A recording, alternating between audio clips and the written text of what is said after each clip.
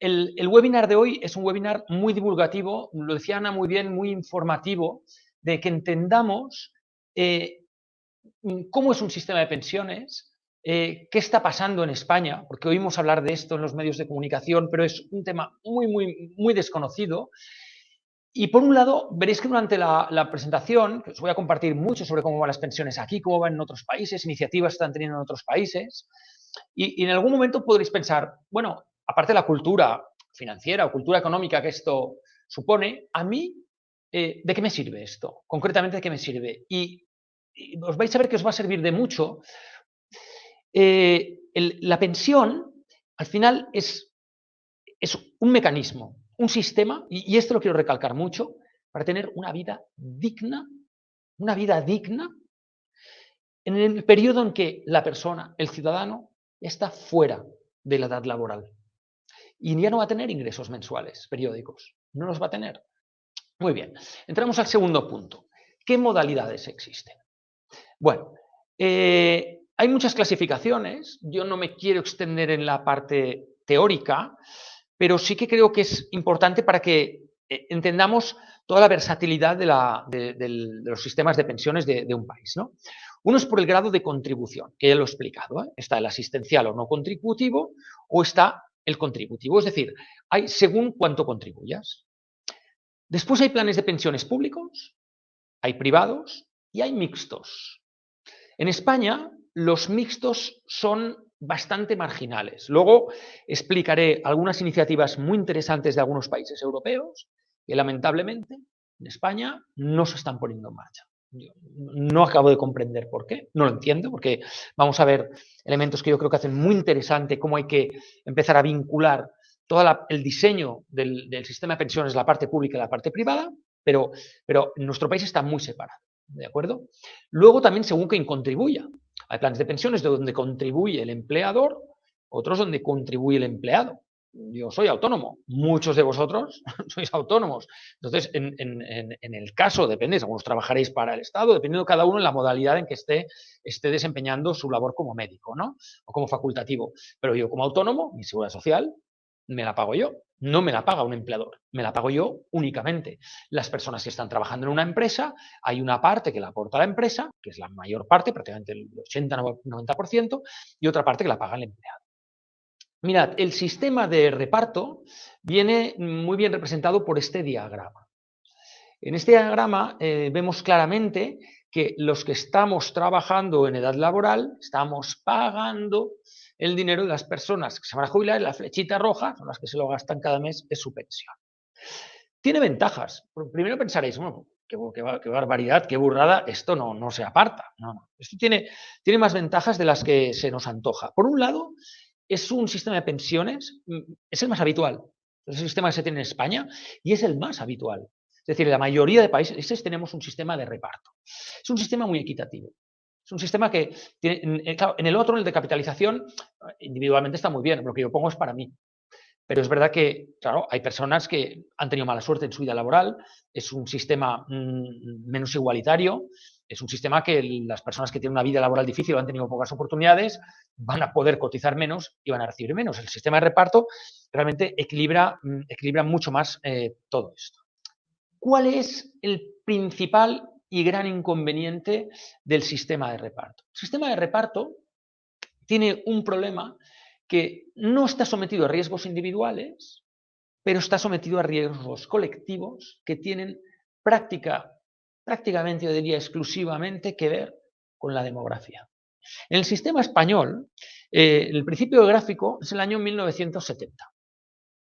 En el año 70, os vais a quedar de piedra, la edad efectiva de jubilación en España está por encima de los 69 años. En España, desde el año 70 hasta prácticamente, fijaos ya el año 96, que se alcanza el pico más bajo, lo que se ha hecho es ir avanzando la edad de jubilación en España. España ha sido un país en el cual llevamos desde el año 70 hasta el año 96, 26 años cada vez jubilándonos antes y antes, con una edad media de jubilación de 61, media, gente que se jubilaba con 50 y largos, o 50 y pocos, ¿vale? ¿Qué es lo que se está haciendo en el sistema español? Ha sido ir las condiciones de jubilación se ha ido, evidentemente, cada vez endureciendo más y más y más. En estos momentos se ha hecho de manera transitoria, toda esta información la tendréis, no os preocupéis, ¿vale? Pero se ha ido haciendo de forma transitoria y en estos momentos lo que ya la última reforma dice es que a partir del año 2027 la gente que se vaya jubilando ya la edad de jubilación va a ser 67 años. ¿Qué está pasando con la pensión media? Entonces, la pensión media de jubilación en estos momentos está en 1.345 euros. Esto es la media de España. Entonces, fijaos que la gente que se jubila por encima de los 54 años se está jubilando con 2.460.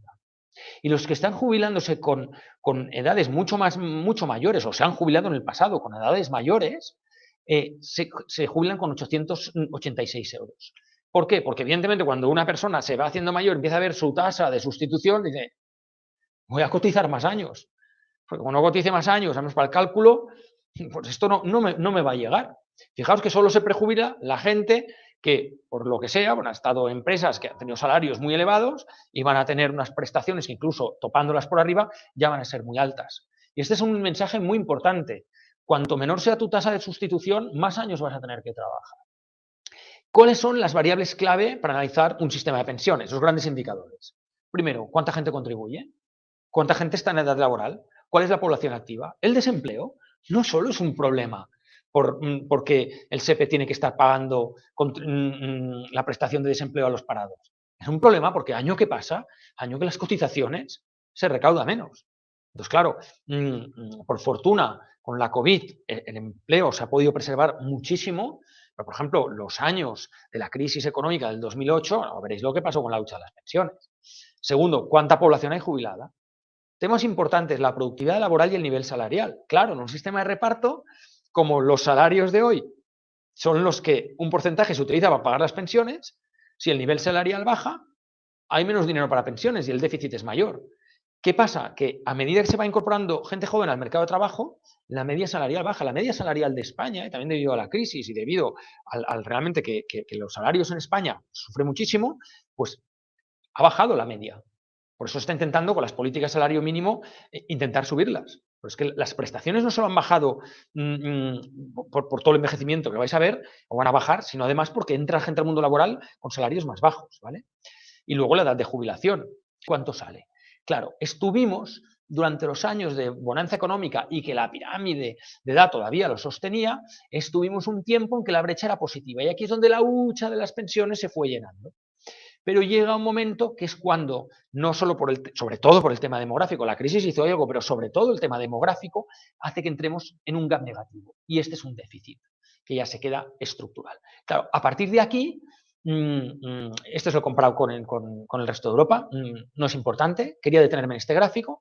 A partir de aquí, y esto sí que es realmente importante, aquí tenéis la evolución de la hucha de las pensiones. En la evolución de la hucha de las pensiones, fijaos que durante un tiempo aquí estábamos en superávit, son las barras pequeñitas de abajo, y la barra que va subiendo es como la hucha se nos fue llenando y llegamos al máximo en el año 2011 de 66.000 millones de euros que teníamos para la hucha de pensiones, con lo cual estábamos todos como muy tranquilos, no urgía tanto la reforma. Este fue también un gran error. Se pensó que la reforma se podía retrasar porque había mucho dinero. Pero fijaos a qué velocidad nos hemos comido la hucha. La hucha llega a 66.000 millones, en el año 2019 quedaban 2.900 millones, es una hucha prácticamente agotada. ¿Qué opciones maneja el gobierno español? Bueno, pues lo que ha venido haciendo, al final dice, ¿qué es lo que hizo? Oye, pues antes cogíamos 15 años de cotización, antes de 15 eran 2, no lo perdáis. Pues igual la gente lo que hacía los últimos 2 años cotizaba a saco para que se le contara lo máximo. Esto luego se cambió hace muchos años, se pasó 15 años. La última reforma dice, vamos a contar 25 años de edad laboral. 25 años de edad laboral para contar cuánto. Porque, claro, como los primeros años de trabajo tú cobras menos, de esta manera, cuando se calcula la totalidad de lo que has contribuido para cuánto te toca, pues se está reduciendo. Por lo tanto, cuenta con eso. Lo siguiente, la pensión mínima y máxima se regula.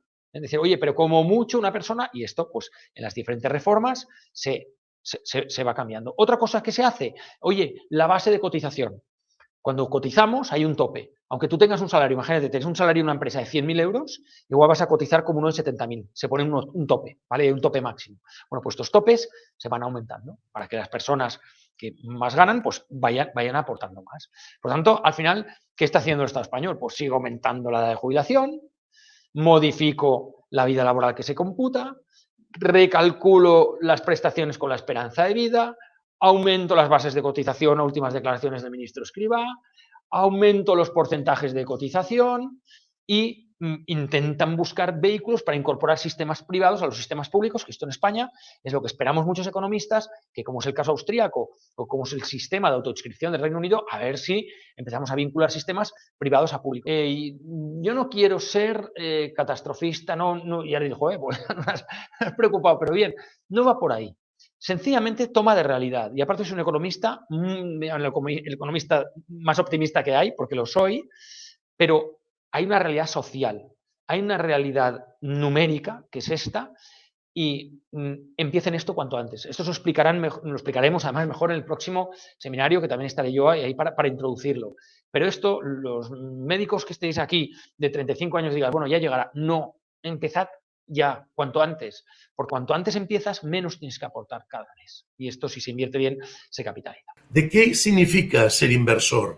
Y ante todo, ser inversor implica también ser ahorrador. Y por tanto, entre el ahorro y la inversión, daros algunas pistas que os pueden llevar de forma más cómoda y sobre todo más decidida a iniciar este trayecto inversor que yo le llamo, y le llamo en la presentación porque me da la impresión que es como una evolución a lo largo de los años y exige siempre una cierta dedicación. Vamos a empezar a hablar de este trayecto inversor, ¿no? de estos elementos que nos interesa conocer y sobre todo aplicar cuando tenemos que hablar de ahorros y de inversión. Bueno, lo primero, estas virtudes necesarias. ¿Qué virtudes se necesitan para ser un buen ahorrador y un buen inversor? Bueno, pues ante todo, perseverancia, constancia, es decir, dedicar un cierto tiempo cada semana a ver cómo van las cosas, no ponerse nerviosos, es decir, hemos de ser calmados con nuestra inversión y, muy importante, no mirar cada día cómo van nuestras inversiones. Esto es un tema que se ha de mirar de tanto en tanto. Si el plan se aplica correctamente, no hay necesidad de agobiarse. Tenemos que ser ahorradores antes de inversores. No podemos ser inversores si no tenemos la sistemática del ahorro. Y alerta, no nos conocemos como inversores. Por tanto, necesitamos ayuda para conocernos, para entender qué nivel de riesgo podemos asumir, qué horizontes, qué objetivos podemos. Por tanto, este será, bajo cualquier punto de vista, el primer trabajo a hacer, conocernos como inversores. Es un asesor lo que necesitamos, no un vendedor. Necesitamos, lo entenderéis enseguida, un médico de cabecera. Si necesitamos más información, ya buscaremos al especialista, ya buscaremos al experto. Pero ante todo, tenemos que empezar con nuestro médico de cabecera, con nuestro asesor financiero. ¿Qué es un plan financiero, un plan financiero personal? Pues es el desarrollo de un plan exhaustivo, tiene que tocarlo todo, los temas inseguros de riesgos incluso, los temas de previsión de herencias, todo, en el que se determinarán la totalidad de los objetivos del individuo.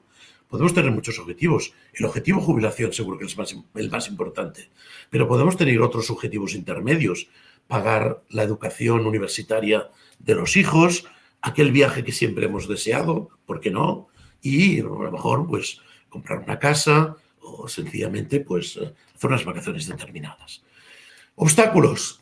Pues el primero que se les ocurre a la gente para decir que no lo necesita. A mí no me interesa porque lo tengo todo arreglado. Creo que yo no lo necesito. Ya hay tiempo para hacerlo. Lo haré cuando sea más mayor. Desconocer estas ventajas que tiene un plan, ¿no? Y creer que no tiene un valor añadido. Con lo que llamamos las 7 etapas de planificar nuestras finanzas personales.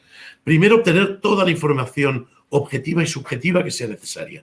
Objetiva de qué tenemos, qué debemos, y subjetiva de cómo somos, qué capacidad de asumir riesgo tenemos, por ejemplo, qué horizontes estamos teniendo como objetivos financieros.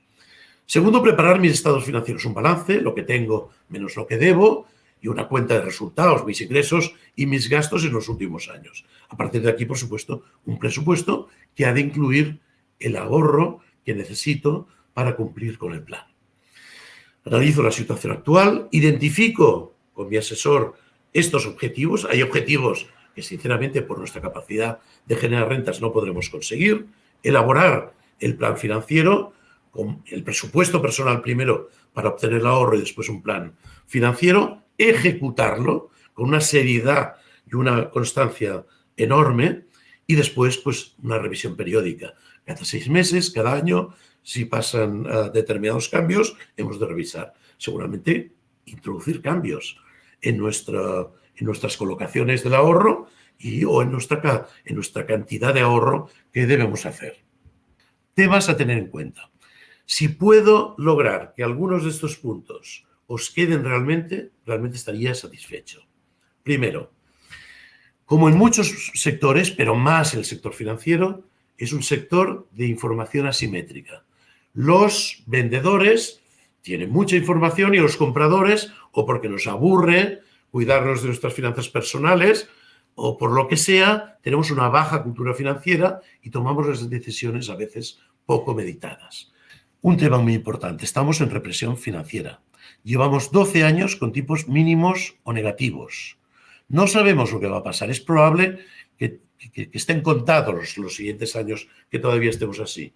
Pero mientras sigamos con unos tipos mínimos o negativos, tenemos que incorporar a nuestro ahorro, a nuestra inversión, un cierto riesgo, si es que queremos obtener un cierto rendimiento. La colocación del ahorro en España es parecida a la colocación del ahorro en el Reino Unido o en algunos países incluso de la Europa continental. Pues no. La colocación del ahorro en España es un poco la historia de cómo empobrecerse en muchos casos. Hay una dualidad en este país entre conservadurismo excesivo en el ahorro y en la inversión y especulación a veces en algunos casos, lo peor de los dos mundos. Entendamos las nuevas finanzas, entendamos que las nuevas finanzas se califican por ser digitales, por la competencia que las fintech están haciendo y las insurtech, a las compañías, a las entidades de crédito y a las compañías de seguros, y que son unas finanzas muy orientadas cada vez más a las finanzas sostenibles, al ESG. Os van a hablar y mucho del trading y de las criptomonedas. Esto es una realidad dual. Mientras muchas inversiones vemos que no acaban de generarnos rendimientos, al lado, ese vecino, ese cuñado, ¿no? que decíamos que no nos ayudará mucho, pues hombre, ha invertido en bitcoins y en poco tiempo pues ha triplicado su patrimonio invertido en bitcoins. Alerta. En estos momentos, el trading y las criptomonedas tienen unos elementos de ludopatía importante. Cierto, se producen plusvalías, cierto, hay gente que ha generado dinero, pero cuidado, la ludopatía sabes cómo entras en el juego, no sabes cómo sale.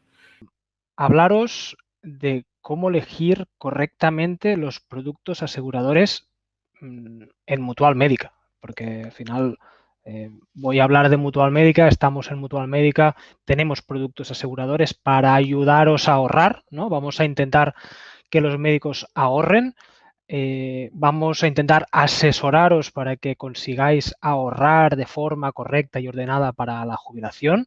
4 ideas enfocadas a la jubilación, siempre intentando perseguir una pensión complementaria, ¿no? Aquí hay 4 productos en las diferentes columnas y 6 características que he querido remarcar de cada uno de ellos, sobre todo viendo el comentario de Josep, ¿no? Un poco los tipos negativos, esa sensación de se está penalizando el ahorro, ¿no? Pues tenemos alternativas, intentamos trabajar y fabricar alternativas desde Mutual Médica con un seguro de jubilación, voy a llamarle el básico, ¿no? En el que mediante aportaciones únicas o periódicas que permiten tener una desgravación fiscal, con lo cual tiene un punto positivo, que permiten, si además tienes el producto MEL, eres alternativa al RETA y demás, permiten hacer una deducción adicional por gastos de actividad, ¿no? Es como tener dos tipos de desgravaciones, eso es gracias a estar en Mutual Médica, pues te permiten tener un tipo del 1% más una participación en beneficios. Entonces, bueno, antes que tener un 0, ¿no? En una cuenta corriente, pues aconsejaros invertir en este tipo de productos. Yo no soy comercial, ¿no? Pero pues mira, el 1% más una participación en beneficios y además las inversiones han ido bien, pues menos es nada, ¿no? Es un tipo vitalicio hasta la jubilación, hasta el vencimiento de la operación y que pues, permite ir capitalizando tus ahorros. ¿Qué sucede antes de la jubilación? Pues nadie lo quiere, ¿no? Pero si hay una defunción anticipada, pues los herederos reciben las primas que se han ido abonando, las aportaciones que se han ido haciendo, y además en el momento de jubilarte, pues puedes, digamos, cobrarlo en forma de capital o en forma de renta. Aquí hemos destacado sobre todo la parte fiscal, pero lógicamente existe una opción no fiscal en este producto, ¿vale? Para aquellos médicos que digan, oye, yo quiero aportar más de 2.000 para mi jubilación porque quiero mantener este nivel de vida tras jubilarme, pues lógicamente existe su homólogo sin este beneficio fiscal. Hay un producto en campaña actualmente que se llama PJ105, es un producto que solo se permite a prima única y tiene las mismas características que el anterior, pero digamos que sin tener una participación en beneficio garantiza un 1,80 anual y vitalicio. Es un tipo bruto, anual y vitalicio. ¿Quiere decir esto que es mejor que el anterior? Bueno, siempre vamos a decir que no queremos solaparnos entre nuestros propios productos, pero que hay otras alternativas para aquellas personas pues, que, por ejemplo, por sus necesidades no pueden hacer una prima periódica y hacen una aportación única, ¿no? A final de año pues puedo hacer una aportación única. Josep os ha hablado del PPA. El PPA es muy similar a un plan de pensiones. Es un producto garantizado, también con el 1% más PB, incluso el 1,25 en temas de traspaso. No hay mucha más diferencia entre ellos. Sobre todo aquí lo que es importante destacar es que un PPA es exactamente igual que un plan de pensiones a nivel fiscal, con lo cual estamos hablando de desgravación IRPF, no desgravación por temas de gastos de actividad, pero garantizado, ¿no? Que el plan de pensiones siempre tiene sus altibajos y aquí pues conseguimos con un PPA tener cierta estabilidad en nuestra inversión. Remarco otra vez el comentario de Josep, somos ahorradores, tenemos que conocernos como inversores, ¿no? Y aquí hay una posibilidad de invertir asumiendo quizá menos riesgo, ¿no? Nuestros productos siempre están garantizados. Con cada aportación, nosotros como aseguradora nos tenemos que guardar una provisión matemática, que es un concepto más técnico, ¿no? Pero al final lo que nos obliga la ley es a guardarnos esa aportación para garantizar el capital a vencimiento.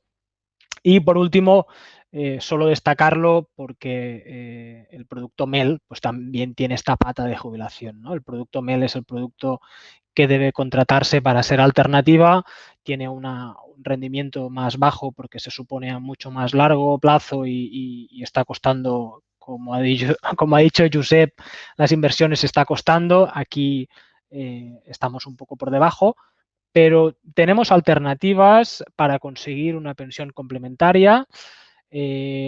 Procuramos realizar un buen asesoramiento para que haya esa buena planificación financiera y una puntualización final a que, además de productos para la jubilación y para conseguir una pensión, pues puede haber otro tipo de inversores, ¿no? En nuestra casa tenemos productos de ahorro e inversión a un plazo muy concreto de 3 o de 5 años, por si hay, pues oye, he conseguido este año ahorrar, pero no me lo pongas en un PPA o en un plan de pensiones, ¿no? O en un seguro de jubilación porque me tengo que esperar hasta la jubilación. Pues puede haber un poco de ahorro a más corto plazo, esperando que a futuro la situación pues, pueda mejorar, donde también ofrecemos alternativas.